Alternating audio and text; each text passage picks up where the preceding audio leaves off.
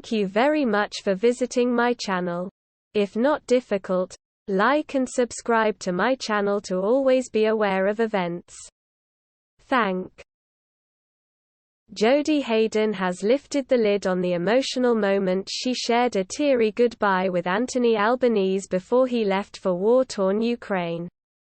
Ms. Haydon broke down as she tightly embraced her partner in Paris before the pair parted ways and Mr. Albanese set off for the country in Eastern Europe last Sunday. The 44-year-old revealed she had been preparing to say farewell to the Prime Minister all day but became overwhelmed with emotion during the final moments. She made the revelation as she opened up on her relationship with Mr. Albanese and the moment she could have lost him after he became involved in a car crash, in an interview with 7 Spotlight that will air at 7 p.m. on Sunday.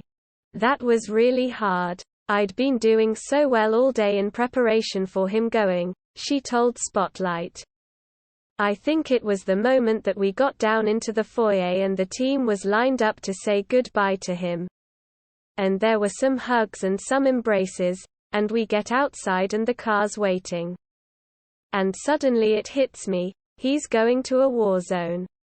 Ms. Haydon was left so upset she had to be comforted by nearby staffers, describing the whole ordeal as overwhelming.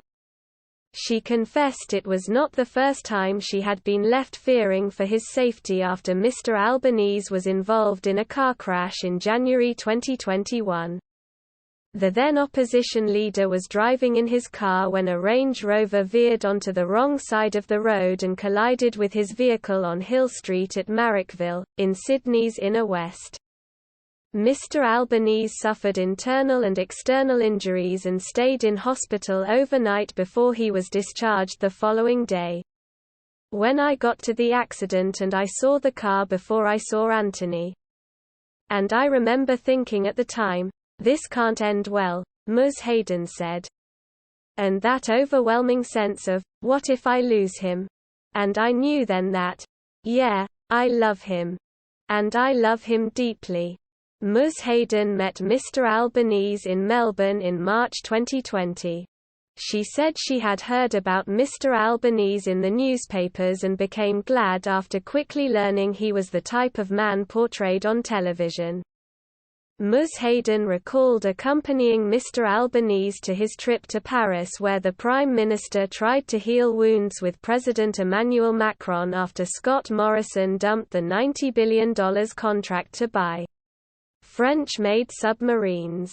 She said she had received a very warm welcome from both Mr. Macron and his wife Brigitte who held her hand. She made a cheeky dig at Mr. Albanese who said he could learn a thing or two from the pair. Mr. Albanese left Paris to travel to the Ukraine with at least a dozen armed Australian Special Forces soldiers escorting him. The party's vehicle convoy carried weapons, body armor and medical provisions in case of an emergency. Ukrainian Special Forces, in full battle kit, also shadowed the Prime Minister's every move. Mr. Albanese travelled first to Bucha to pay his respects at a mass grave where 416 civilians were buried by Russian forces after being executed. Bucha is now a notorious name, local council head Tars Shaprovsky told him. This is a very sad place. Every one of them shot. This was not collateral damage, this was intentional. One of the slaughterhouses was a summer camp. There were 4 volunteers there.